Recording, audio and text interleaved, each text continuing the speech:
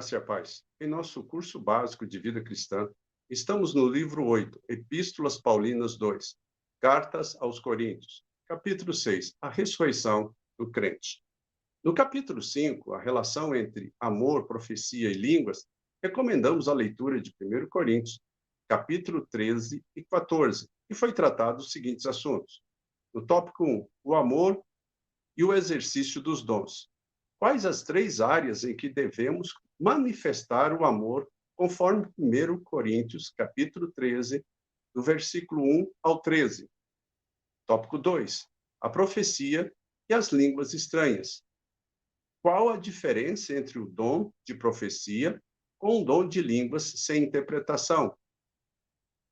Tópico 3, o dom de línguas na congregação. Qual é a experiência pessoal de Paulo quanto às línguas? E hoje, no tópico 1, a ressurreição dos fiéis. Recomendamos aí a leitura de 1 Coríntios, capítulo 15, do verso 1 ao 34. Amados, neste capítulo temos o mais extenso e claro ensino sobre a ressurreição. Seu conteúdo tem trazido consolação e esperança aos cristãos. Parece que a igreja de Corinto, alguns estavam questionando a ressurreição dos mortos. Daí, Paulo se dispôs a mostrar que haverá uma ressurreição do corpo do crente e que este corpo é necessário para herdar a plenitude das bênçãos que o esperam. Amém? As bases da fé cristã no Evangelho, versículos 1 a 4. Mediante o Evangelho, eles foram salvos e permanecerão salvos mediante a fé em Cristo. Então, não obstante crermos que toda a Bíblia é a inspirada, inerrante e eterna palavra de Deus, queremos salientar apenas 5 aspectos fundamentais do Evangelho, segundo o ensino de Paulo. Primeiro, Cristo morreu pelos nossos pecados. Morreu porque seu espírito foi separado do seu corpo, como acontece ao homem. Ok? Isso ocorreu com Jesus por causa dos nossos pecados, amados. Ou seja, para que houvesse a expiação. Ok? 2, nossos pecados. O homem é um ser caído e pecaminoso. Então, não pode salvar-se. Precisa nascer de novo. Para ele vir a ter paz com Deus, precisou de alguém que sofresse a penalidade dos seus pecados. Nós devemos entender isso, ok? Terceiro, foi sepultado. Este fato atesta a realidade da morte de Cristo e demonstra que a sua morte foi como a nossa, inclusive no fato de sermos sepultados após a morte. Quarto, e ressuscitou ao terceiro dia. A ressurreição de Cristo comprovou a sua divindade.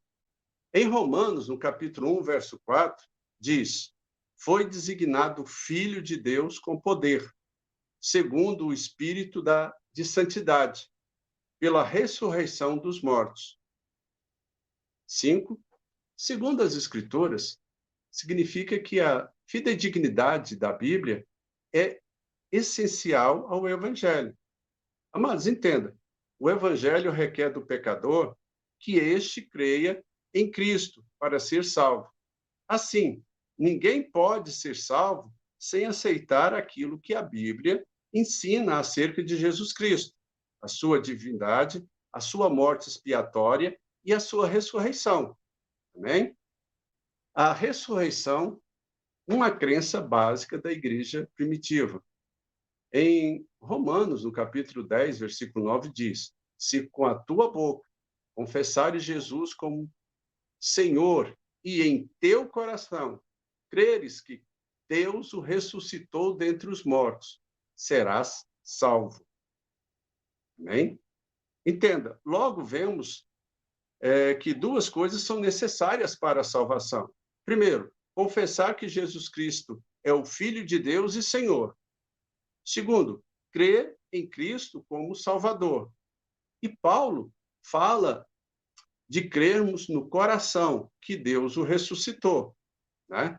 O efeito dessa confirmação e crença é a nossa salvação. Observe o finalzinho do versículo, diz o seguinte: serás salvo. Amém? Quanto àqueles que pregam que não é necessário crer na ressurreição de Cristo, Paulo dá instruções claras, dizendo, lá em Gálatas, no capítulo 1, versículo 8 e 9. Mas, ainda que nós, ou mesmo anjo vindo do céu, vos pregue evangelho que vá além do que vos tenho pregado, seja anátema. Assim, como já dissemos, e agora repito, se alguém vos pregar evangelho que vá além daquele que recebeste, seja anátema.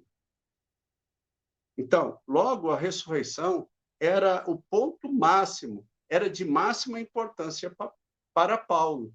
Sem ela, não haveria fé cristã e nem esperança, amados. É somente por causa da ressurreição de Cristo que temos a garantia da nossa ressurreição para a salvação. Amém? Alguns ali em Corinto não criam na ressurreição do corpo, nem consideravam a doutrina vital do cristianismo. E Paulo mostra que negar a ressurreição de Cristo é negar a fé cristã. Amém? Então, as 4 provas da ressurreição de Cristo. A prova histórica vai do versículo 5 ao 11. Louvamos a Deus porque Cristo, depois de ter padecido, se apresentou vivo, com muitas provas incontestáveis, aparecendo-lhes durante 40 dias e falando das coisas concernentes ao reino de Deus.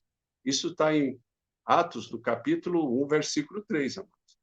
Então, observe, a ressurreição de Cristo é um fato historicamente comprovado.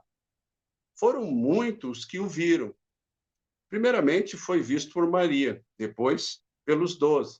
Mais tarde, foi visto por mais de 500 irmãos, de uma só vez, amados. Sendo que a maioria destes crentes ainda viviam quando Paulo escreveu esta carta. Né? Aí, depois, Cristo foi visto por Tiago. E, finalmente, depois de todos, o próprio Paulo, no caminho para Damasco, né, encontrou-se com Jesus, o Salvador, Redentor e vivo, né? E falou com ele. Amém? A prova racional, versículos 12 a 19. Paulo declara nos versículos 12 e 13 que negar a ressurreição dos mortos seria também lançar dúvida quanto à ressurreição de Cristo.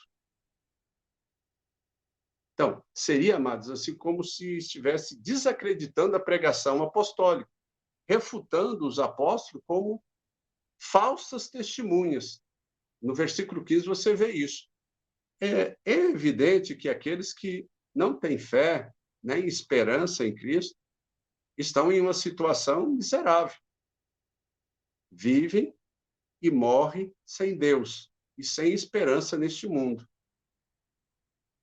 Agora, aqueles que sofreu muito e renunciou a tudo por causa de Cristo, entenderam muito bem as palavras de Paulo quanto este diz, lá no versículo 19, se a nossa esperança em Cristo se limita apenas a esta vida, somos os mais infelizes de todos os homens.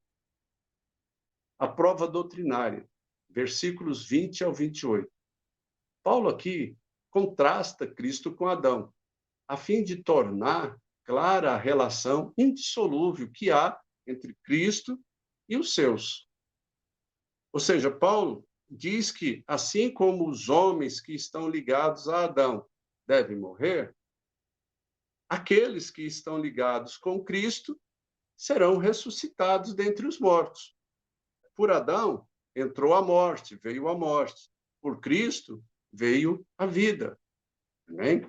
No versículo 23, somos ensinados que a ressurreição dos fiéis dar-se-á na sua volta nos ares. Depois virá o fim, quando Cristo entregar todas as coisas ao Pai, pondo fim ao domínio das trevas.